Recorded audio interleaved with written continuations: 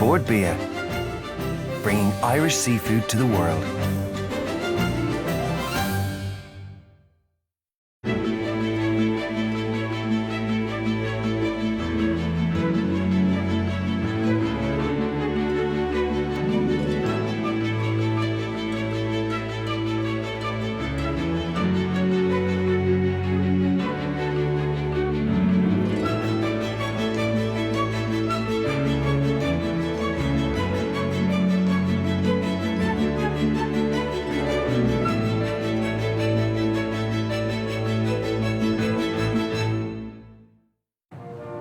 I'm starting my seafood trails today on board Sean O'Sullivan's fishing boat.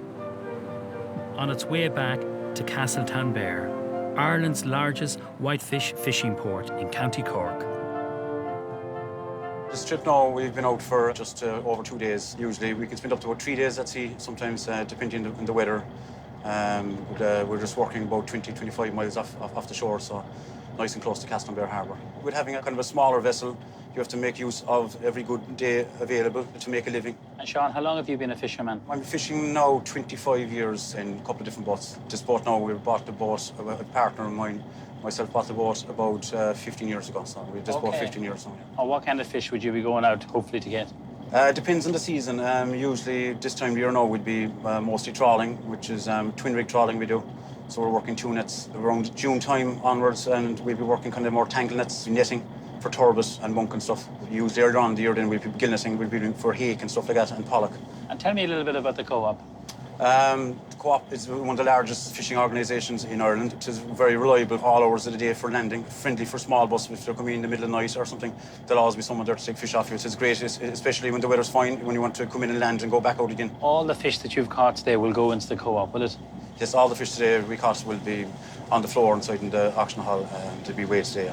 And then will you go back out to see them with your crew? Yeah, we'll be back out to sea as soon as we can because the weather's fine. When the weather breaks again, like we could be up to a couple of weeks tied to the wall. Castletownbere has a very, very strong fishing community. Tell me a little bit about that.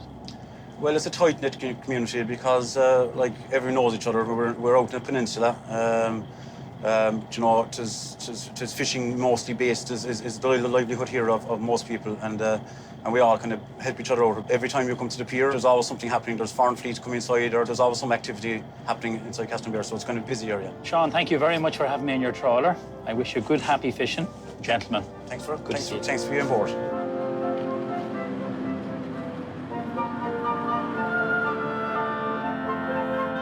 Once back at the harbour, Sean's catch is lifted out of the boat onto the quayside. Within 2 days, this fish could be served in your local restaurant or sold in a Spanish supermarket. Sean's fish boxes are labelled to identify which boat they came from and then taken immediately to the co-op. The co-op has been run by John Nolan for the past 35 years, and he's one of the most respected people in the fishing industry in Ireland. The co-op was started 50 years ago by 6 fishermen, and the main reason that they came together was to buy fuel, to try and get a cheaper price. But then they developed after about a year into marketing, and the co-op is owned 100% by fishermen. Any boat that lands to us for 2 years can apply for membership, and they just come in a co-op structure. Whether you have 100 shares or 1 share, it's one man, 1 vote. And this is the oldest co-op in Ireland? It is the oldest fishing co-op in Ireland. We have 64 boats. We have boats in Union Hall, Baltimore, boats in Crosshaven, Kinsale, Kerry, Galway. We sell their fish all over the world: Ireland, Spain, France, Germany, Italy. As a co-op, we employ 120 people, but our boats also employ 380 people at sea. 95% of our economic survival down here is totally dependent on fishing. John, what was caught this morning? Because when I was there, I saw a lot of monkfish. So monkfish is one of the species that we supply to Mercadona. The fish has been packed whole. And the label, like you have it in Portuguese and Spanish, like because Mercadona are based in both those countries. But Spanish people like to see whole fish. An Irish person will only use the fillet, whereas they will use the tail to make soups. They will use the head. They will use the cheeks. I saw hake there, and I think ray wing. Yeah, we had ray, we had hake, we had some black sole like this morning as well. we had some whiting, we had some cod, we had some white pollock. Hake is something that we really have developed in Ireland over the last 3 or 4 years. 5 years ago, like, we might be selling 10, 20 boxes, but most weeks now we will sell 500 to 1,000 boxes of hake in Ireland. Now, prawns are a big part of your business too. Tell me about that. Prawns is something that we started about 5 years ago, and it's a frozen at sea product here, like, and the main market for this is Italy, where they actually eat it raw. They eat it as sushi. These are the prawns, like what you call it. And at sea, we have 18 boats that process them. We supply one restaurant chain in Italy, and they supply 38,000 restaurants with 10,000 products, one of which is our prawns. Look at the colour here, like, and you can see it's quite red. An Italian can see by looking at this red that it's being caught in the deep, and he'll pay more money for that. Now, where were these caught? These were caught in the Porcupine Bank, which is about 100 miles southwest of Castletown Bear. And because they're freezing the product at sea, they can stay out like for about 10 days. It's a wonderful success story, what you've achieved and what you're doing here in Castletown Bear. Thank you very much for having me here. Thank you, Neven. Thank you.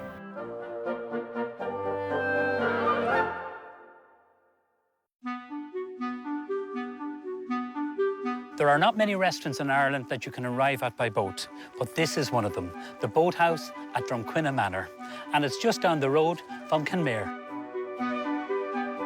Even if you don't arrive by boat, this has got to be one of the most spectacular locations for a restaurant anywhere in Ireland. And Benny Scannell is the lucky man who's the head chef at the Boathouse at Drumquinna. Benny, I have to say I really like the look of your menus, and particularly the one for kids. Real food for real kids. Tell me about that. We have to look after the kids, Neven. They're our customers of tomorrow. You have calamari in it. I see fish and chips. We try and stay away from fried food for them, so they've mash and we've roast veg and options like that for the kids. So Great to give them choice. On your menu here, your main menu, you have a big selection of fish. Obviously, we're right next to the sea here. We're near Castletown Bear, so we try to emphasise all the fresh fish that we have locally. And what dish are you going to cook for me today? A green curry with monkfish and local prawns from Castletown Bear. Very interesting. I love monkfish. It's a real meaty fish. People love it, so and some people come for it. So that's a good sign. Okay, so what's the first thing we're going to do? Okay, Neven. First, I'm going to just cook a little bit of green veg. I'll just turn up the gas there a bit. A small bit of butter. A tiny drop of olive oil in with that. Okay, so the oil and the butter, lovely. Yeah, I have a selection of kind of green and white veg, onion, tender stem broccoli, asparagus, a Romanesco, a bit of courgette. Will I put them into you? Yes, please. Okay. Good, nice skills there, Benny. So that's the Romanesco there. It's a cross between a cauliflower and a broccoli, isn't it? Right, yeah, that's right. Beautiful. I'm just going to add a seasoning into that. With the A bit of salt and a bit of cracked pepper. I'll just leave that cook a minute. So you're just softening them. Are you looking to get colour or just lightly? No, not too much colour on this now. No. So I'll just add in the small bit of ginger. And a small bit of garlic. So your garlic is just crushed or chopped or whatever you want? Yeah, small bit of the curry paste, which I kind of go easy on because I try not to make it too fiery. Yeah, exactly. I just cooked it, just get a bit of the heat out of the paste. Add some coconut milk. Love coconut milk. Great in the curry, isn't it, coconut milk? It just gives that lovely creaminess. Leave the vegetables cook out a small bit. Okay. Add in my coriander. You just chop the coriander. Just roughly chopped. Coriander is one of these herbs you either love or hate. Sometimes it can be a little bit strong. Can be a bit strong. It works really well in this dish, actually. Yeah, that's your lime. And that's my lime gone in, and tiny bit of Thai sweet chilli, a small bit just for sweetness. Yeah. Not to overpower anything, but just to give it a little bit of sweet note. Sweetness, yeah. Exactly. And that's great even in a stir fry, isn't it? The sweet chilli sauce, it works really well. Yeah, it's lovely.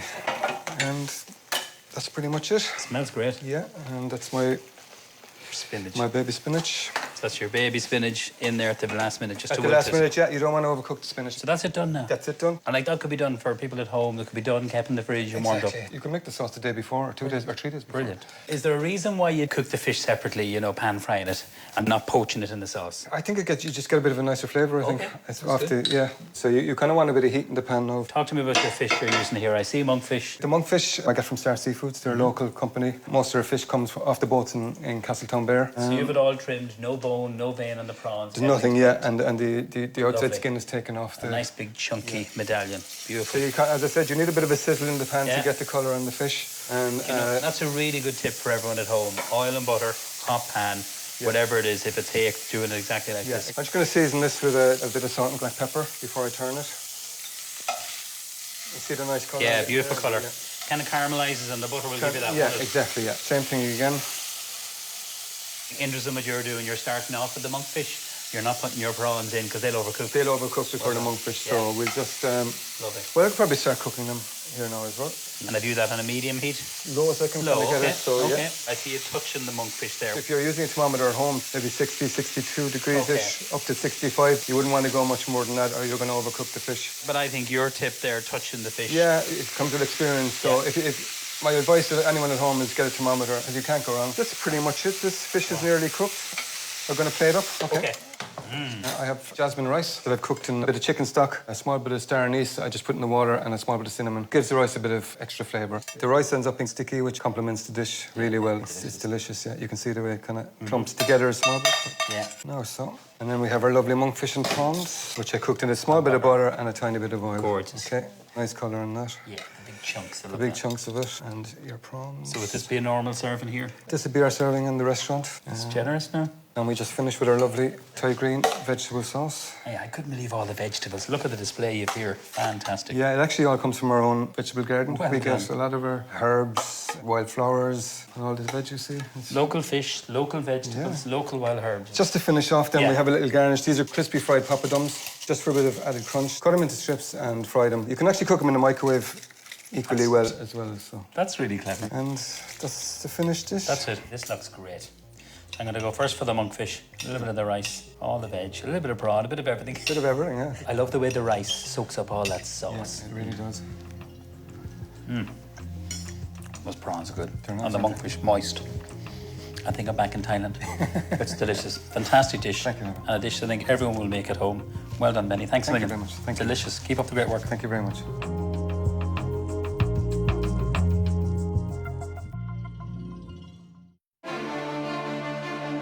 Right at the very end of the Beara Peninsula is a tiny harbour called Garnish. And from here, it's possible to take a trip past Dursey Island and onto the Bull Rock.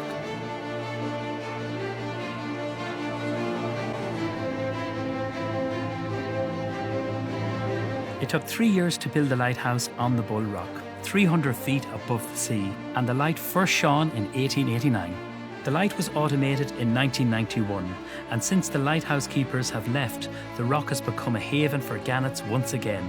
One of the rock's extraordinary features is the sea arch, which runs straight through the rock, from one side to the other. 3 miles south of the Bull Rock is the Calf Rock, and the remains of the lighthouse completed in 1866 can still be seen. The lighthouse was destroyed by a storm in 1881, and the 6 men on the island at the time had to take shelter in these buildings for 12 terrifying days until they were eventually rescued. The journey back to Garnish Harbour takes you underneath Ireland's only cable car, which links the mainland to Dursey Island.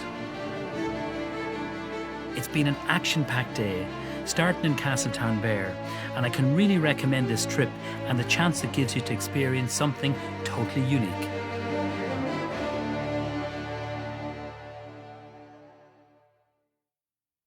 Irish seafood. Easy to prepare and easy to cook. For everyday meals.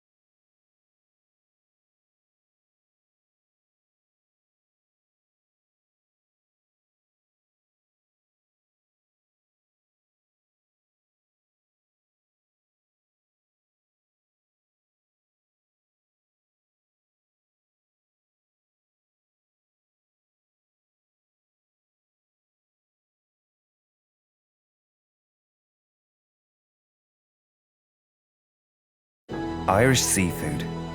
Easy to prepare and easy to cook. For everyday meals.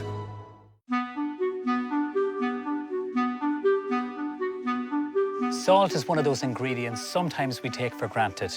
We use it so much in cooking, whether it's pasta or over eggs or even in porridge. Aileen, you make a particular kind of salt. Yes, we make Irish Atlantic salt. It is a flaky crystal organic salt.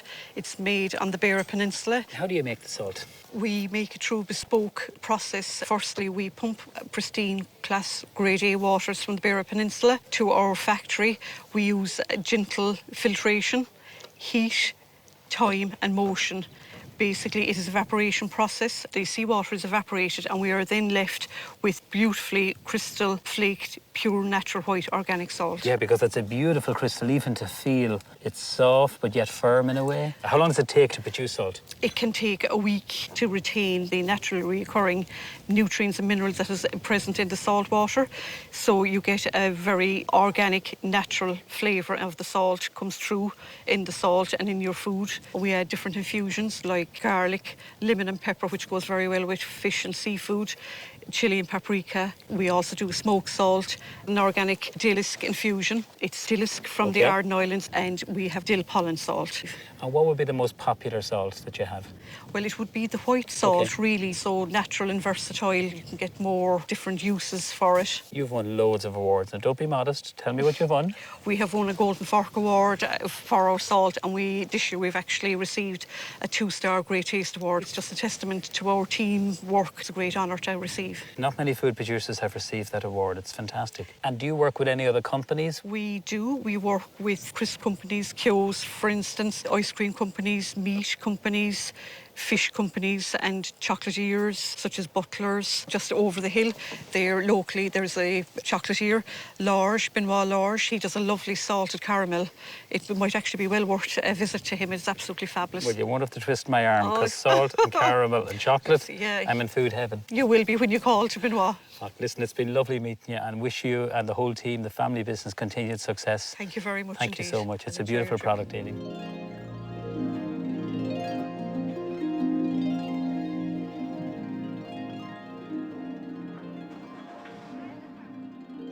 Ben, it's lovely to meet you. Likewise, Neven, how are you? I'm just after coming from having a good chat with Aileen, and she told me that you make the most delicious chocolates using her sea salt. Yeah, sea salt is fantastic, and there's really a good combination of the caramel and the sea salt. A bit of a pinch of sea salt to bring the caramel flavor out. You don't want to make that as a savory bonbon, but just like a little pinch of salt to bring the flavor in. It has been a long tradition in France of using salted into the caramel, especially in Brittany. You can do that as well in a chocolate spread with caramel and a bit of sea salt spread on the top of a pancake is fantastic. Even in a slab of dark chocolate. So that's what you have here? Yes, mixing with a bit of cocoa beans to give a bit of the crunch and the flakes of the sea salt balance well with the bitterness of the chocolate. Okay. And these look amazing, Ben, here now. You have a lot of work done here, so tell me about what we have here. So here, just a few examples of how the sea salt can be used with chocolate. Here, I have a 40% cocoa content milk chocolate. Yeah, feel free to taste it. And I just spread a bit of Irish Atlantic sea salt flakes on it that bring the flavor of the milk and the caramel. And the texture, too. Yes, a bit like it brings the chocolate more to a dulce de leche. You've got here what we call a fingers bar, by the shape. We do a first layer of chocolate inside the mold, and after I put a ganache made with milk chocolate, caramel, and a bit of sea salt. So you will see it's very fondant as well. It's a softer ganache. So you've got the crisp of the chocolate and the fondant taste of the caramel in your mouth. And do you find does the sea salt work with milk, dark, and white chocolate? If I have a piece of milk chocolate with a bit of sea salt, I think it's fantastic. Here on the other corner, this one is made with white chocolate, made with Beara gin. A pink gin, which is infused sea salt as well, gin base. Gin has got a more bland flavor, so that's why I'm using white chocolate, because white is already very sweet. So really, you can feel the alcohol. In the dark chocolate, especially if you mix with a bit of cocoa beans, the crispy of the flakes mixed with the cocoa beans, and it does give a very nice flavor. The Irish palate evaluates a lot. To give you an example, when I start, Milk chocolate will be about 70% of my sales. No, dark chocolate and milk chocolate really balance 50-50. And people go with more adventurous flavor, with spice. We can mix with chili. Because you do a lot of different flavours. Apart from the salted caramel used in Aileen sea salt, how many other different flavours do you do? Or we have a range here at about like 45-50 different kind of chocolate. You are some man. Thank you very much. Ben, lovely Perfect. to meet you. Continued success. Thank you very very much, gentlemen. Thank you very much. If salt and chocolate work together surprisingly well, then so can red wine and fish. So here's a recipe I really hope you'll try. Pan-fried hake with a red wine sauce. Fish with a red wine sauce is quite unusual, but for me it works really well with brill, halibut, hake, which I'm going to use now. Monkfish too, it works really, really well. First thing we need to do is to get our sauce on. We're going to use balsamic vinegar. So I have my pan empty, there's nothing in it. Preheated, now it's going to be a little bit noisy. So we put this in. That's the first stage of this sauce. Next is the red wine. So I'm going to use just a regular, nice, drinkable red wine. Nothing too expensive. Turn that right up. Pinch of sugar, just some caster sugar in this. And then one of my favourite herbs that I love in this sauce is thyme. So this is some fresh thyme, which I'm going to pick over the saucepan. Just pick off those tiny little leaves there. So it's on full heat. We're letting this reduce. I'm taking away the stalk. The stalk actually is great if you're making stock or if you're roasting any kind of vegetables, so try not to waste it. There is flavour there. Into this, I'm going to add in a beef stock. So it's quite a rich, delicious, sweet, kind of sour sauce. That's going to work really well with the hake. So we make this stock in the restaurant. We roast off some beef bones with some vegetables, add in some water, red wine, garlic and herbs, and we literally cook this for up to 8 to 9 hours. You can make it at home and you can do this in a couple of hours. Or you can use a stock cube if you want to. But look how rich and thick this is. So I'm going to let that reduce. Just whisk this here. And when we make our stock, we never put salt in. So that's why it's really important that you season it at the very end for this sauce. For our hake, we're going to pan fry it again, hot pan. Lots of lovely rapeseed oil. And hake is a delicious fish. I've kept the skin on, the scales are off, but there's no bones. Dried off a little bit of any moisture on top of the skin. I'm going to start this skin side down. You'll hear the sizzle. That's the key if you want crispy skin. So just reduce that ever so slightly. A little touch of salt on top of this. So I'm going to let that cook away there. Every so often, just whisk your sauce. Now with this, we're going to serve it with a smoked bacon mashed potato. And I love the combination. So what I've done is cooked some smoked bacon. And these are wee lardons, so the smokiness, red wine, hake, works really, really well together. So they're already cooked with a little bit of butter.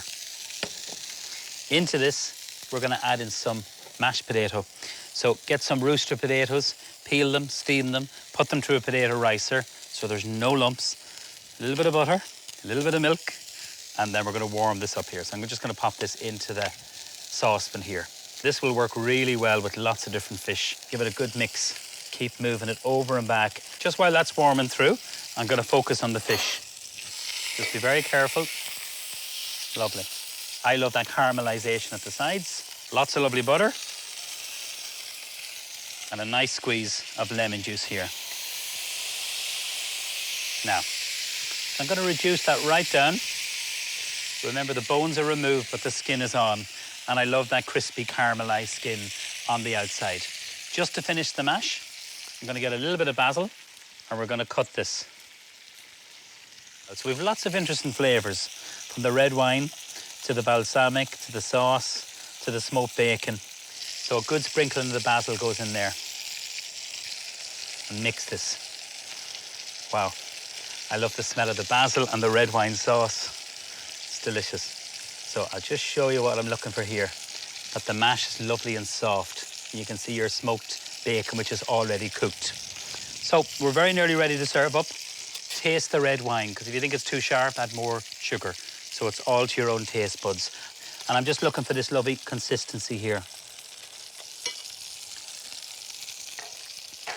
So delicious. It's not too sweet either, which is really important. So with the hake, I'm going to serve some asparagus. And I have two types here, a white and a green asparagus. Just the tips, a little bit of stock, a little bit of butter, a touch of salt, that's it. So let's have a little look at the fish. We want to make sure that it's not overcooked. We want to spoon on this, and this is what we call basting. Now that's a nice thick piece of fish. So I'm going to switch everything off. For the mashed potato, I'm going to put it into a piping bag, and it just makes it a little bit easier just for presentation. And then just scoop this, twist it, and then we're going to pipe this. We're just going to simply pipe.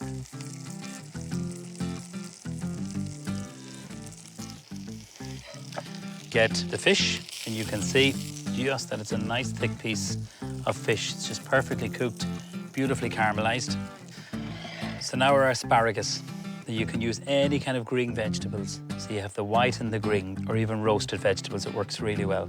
The red wine sauce, it's reduced beautifully. I don't want to cover the fish because I want the skin to stay nice and crispy. And we just drizzle this just around. And this sauce is great because it keeps really well and works with lots of fish. Just one more taste. So there you have it. My hake dish, just simply pan-fried with the smoked bacon mash, asparagus, and the red wine sauce.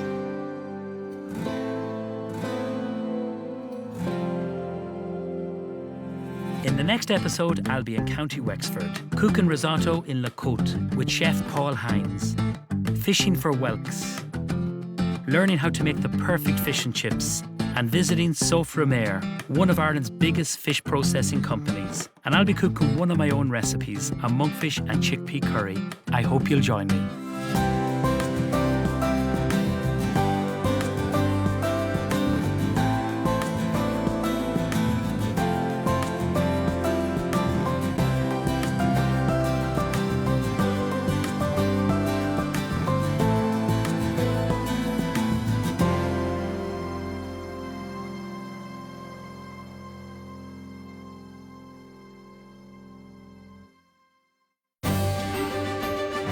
Board Bia, bringing Irish seafood to the world.